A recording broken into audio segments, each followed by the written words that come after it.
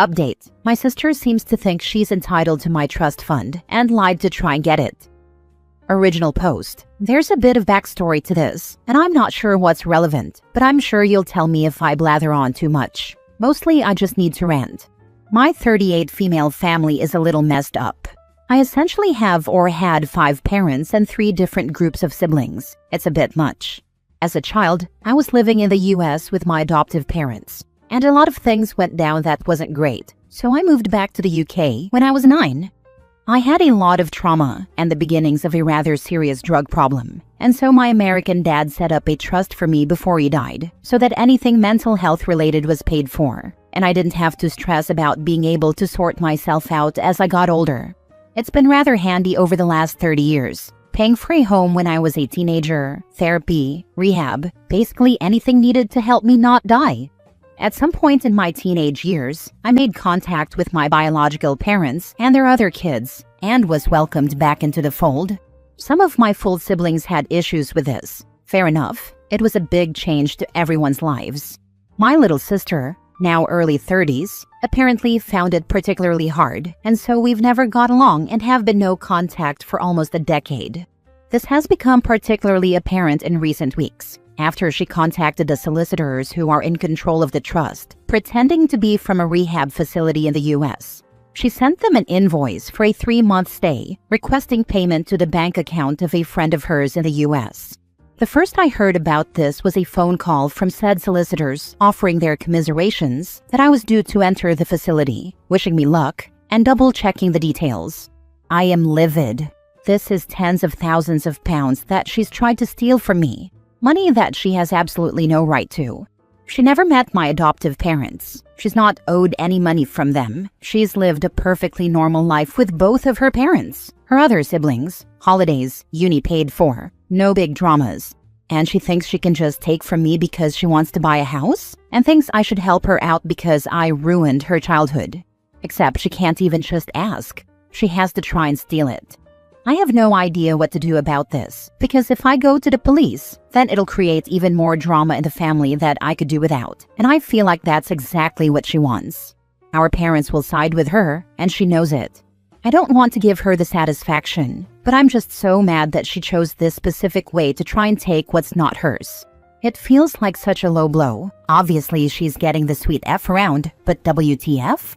Edit to add because a few people have asked. My father had to bail me out of a crappy situation a couple of years ago, which included getting a flight to another country to come and get me. Obviously, I insisted he accept reimbursement for his flights, despite him not needing the money, so he would have had the details of my solicitors and the fund from that time. My sister often visits my parents, so I suspect she would have seen the information in my dad's office at some point. I've certainly never mentioned the fund to any of my siblings. Now for the top comments before reading the updates. You really should go to the police. If she had the audacity to do this, there is no stopping her from escalating even more. If your parents side with her, that is also useful information. You cannot trust them and should be very careful around them, if not just cut them off. Do not let these people treat you like this. Family or not, you deserve respect. Yep. Also, this is not probably the first time she tried fraud, scam, and identity theft. Other family members have also probably suffered from it. These scammers often try with family first, because it's easier to get family information to set up duplicate accounts. Might want to run a credit check on yourself as well. Calling the police is definitely the appropriate thing to do. Does she know you caught on to her attempt at stealing your money? Have you confronted her? If not yet, in passing mention someone was trying to commit fraud against your trust and your solicitors caught it, and there is going to be an investigation into who it was trying to commit this crime. And when they do find out, the person is going to be in a boatload of trouble. See how she reacts and your family to gauge how they feel not knowing yet it is her. She doesn't know yet. I asked the solicitors for some time whilst I tried to get my head around things before they or we did anything. I've not had contact with her in years. I wouldn't even know how to get hold of her without going through my parents. I might speak to them though, and mention that someone's tried to defraud me, then poke around asking a few questions a few days later and see what her reaction was. I have no doubt they'd tell her about it. Could be interesting. You might not have a choice if the solicitor has reported as attempted theft. Set up a password with a trust so she can't do it again.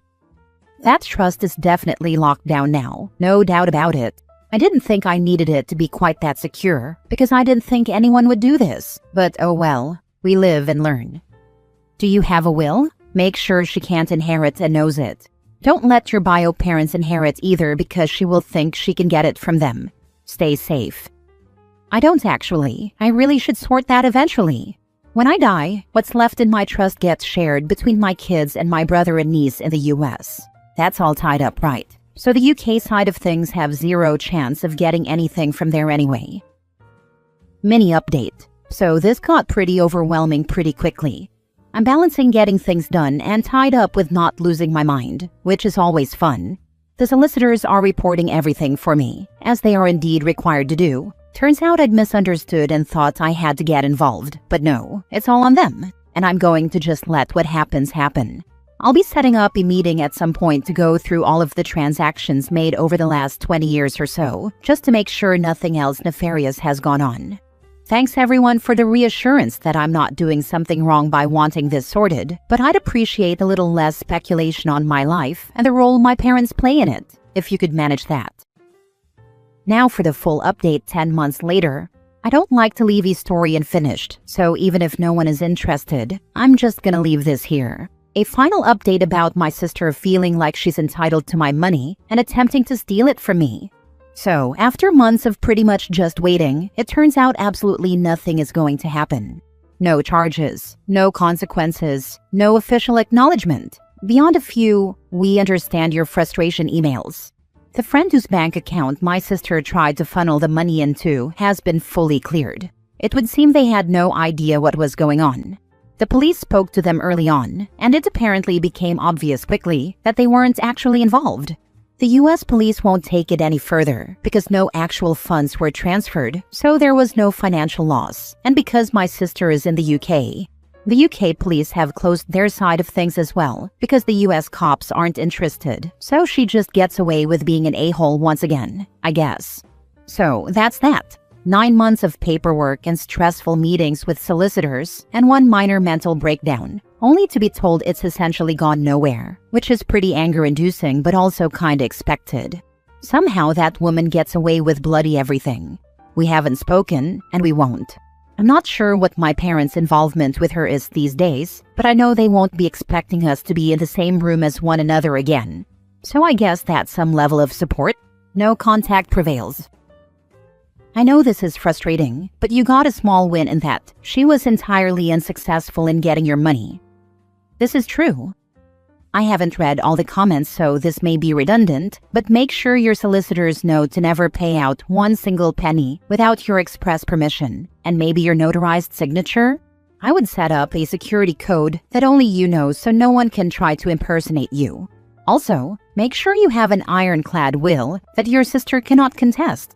Maybe leave her $1 or pound so that she cannot claim you forgot about her. If OP is adopted, then legally speaking, her bio relatives aren't her relatives anymore, as all ties were legally cut.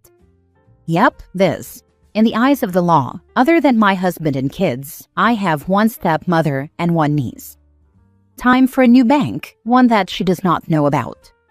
Solicitors have closed everything down and made it effectively inaccessible for anyone but myself and my husband, so we should be good on that front. Next story. Am I the a-hole for telling my parents if they subsidize my sister's living expenses, do not expect me to subsidize theirs? My sister has a decent job, but has yet to move out of our parents' house, because why pay rent, food, utilities, etc. when you can get it for free? She is 26 years old and loves to brag about how much she is saving by not paying rent and stuff. She is currently on a vacation with friends in Japan. So I recently told my parents they need to give her the boot and let her be an adult, or I will stop helping them out with their expenses. Our parents did good by us, and I don't mind helping them out, but I don't feel right giving my sister a pseudo-free ride. She brags about how she is ahead of the game for retirement and stuff.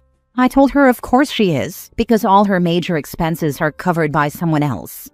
Generally, my parents feel I am being petty because it is a lot harder for my sister's age group.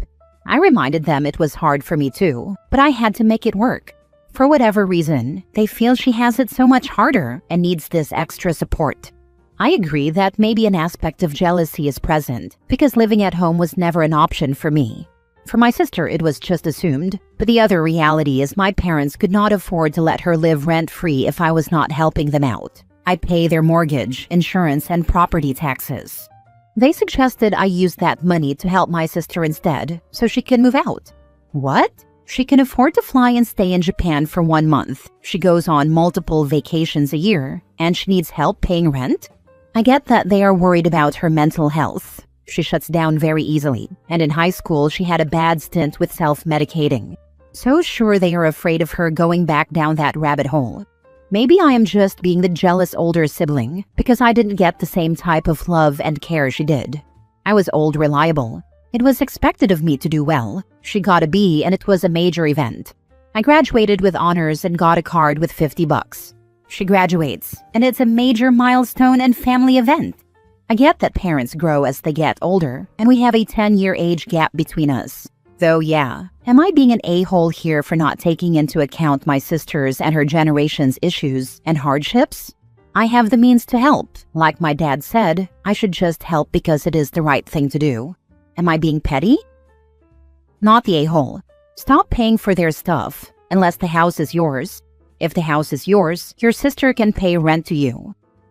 I really don't understand why you're paying everything for all 3 of them, which you are doing. I get the care insurance, but that's it. You say it doesn't affect your life, but it does. That money can secure your future. It feels like you're trying to buy their love. As the poster above has said, continue paying if the house goes in your name. Why are you giving them money they never gave you? Why don't you save that money for yourself and let your sister pay rent? You have been old reliable because you won't actually stand up for yourself. You are enabling your sister by helping your parents. If your sister has no job, how do you think she can afford to go live in Japan? You need to learn to be selfish like your parents and your sister by not giving them money they never gave you. Tell them you learned from them not to give money to family, as they have never given money towards you. She has a job, and what I give my parents is 100% disposable income. By no means am I hurting. Which is where the pettiness comes into play. That's not the point that it's disposable. Why are you giving them money in the first place? Actually, what you are doing is already helping them subsidize your sister. You have to realize that, right? Was just trying to help out. They have been using said money to booster their retirement account. The original goal was to free up funds for them to save more for their retirement and for me to help them off the house sooner so when they retire, they don't have to worry about such a large sum. By 2031, the house should be paid off at the rate I am going. I also pay for their LTC insurance policies, just in case if they need them in the future. Yeah, I know, which is why I am torn, because I want to help them and allow them to live comfortably in their twilight years with minimal worries and concerns. I just don't want to let my sister coast by proxy. Last story. My sister cut me off because I didn't welcome them to my home for as long as they need vacation. Exactly as it says. My sister stopped talking to me because of a visit she decided to plan to the country where I live. At first, when she told me she and her family were thinking of coming, I was genuinely excited. I hadn't seen them in a long time, and I thought it would be a fun, meaningful reunion. But as the details started to come out, the excitement turned quickly into anxiety. They weren't talking about a short trip. They were planning to come for a couple of months. Not weeks, months. And from the way they talked about it, it was just automatically assumed that they would be staying with me the entire time. I started asking questions, trying to get a clearer idea of what the plan was. There was no plan. Every time I asked, the only consistent answer was, "We'll be there for a couple of months." They both intended to work full-time from my home during that time. Meanwhile, my boyfriend and I also work full-time from home. We have only 3 bedrooms. To accommodate them, I would have had to move my entire work setup into our bedroom. And on top of that, they would be working at odd hours because of the time zone difference, which meant constant noise and disruption. Another huge point, they had never even met my boyfriend. Not once. So the idea of them essentially moving into our home for months, working all day and night, taking over our space, and disrupting both of our jobs was overwhelming. The more details they casually mentioned, the more I felt a knot forming in my stomach. Nothing about it felt respectful or reasonable. So I talked to my sister and tried to offer a compromise that felt generous and manageable for everyone. I told her they were welcome to stay for 3 weeks. 2 weeks at our place, during which I would cover all the expenses for road trips and outings, and then 1 week where they could go explore wherever they wanted. I even said they could use our car for that final week. She was furious. According to her, I had no right to put a time limit on her stay. And since that conversation, she has refused to talk to me. It's been a year now, all because I set a perfectly reasonable boundary. Are you sure it was a vacation? Sounds more like moving in. Exactly. If they both work from home, there is nothing to push them to return back to their own home.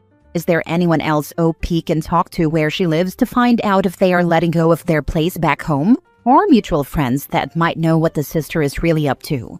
I would not let them stay at OP's house. Once they are there, it may be difficult to get them out. I have a brother in Italy. He's 2 years older. I live in NYC. I visit him every couple of years. I stay with him and his wife about 7 to 10 days. I cook a bit and pick up some bills at the supermarket. He came to stay but was really just passing through on the way upstate to see our mom. I picked him up and dropped him off at the airport 4 times and took him out for lunch. I recently got over a heart attack and stomach surgery last year. I'm just not feeling 100% yet. He was so offended I didn't roll out the red carpet and wasn't waiting on him enough. According to him, he was so upset he won't speak to me again. We spoke every day forever via online for 20 plus years. We were as close as brothers can be. I apologized that I disappointed him and did my best to patch things up, to no avail. It's just insane that he's gone no contact. We even buried our dad this past summer and I thought we came together. Nope. It's like I have no brother now. Just crazy how it went. You can only control your behavior, no one else's. Try and take the high road. Be kind and support them the best you can, but keep your peace. I really understand your predicament. Best wishes for resolution.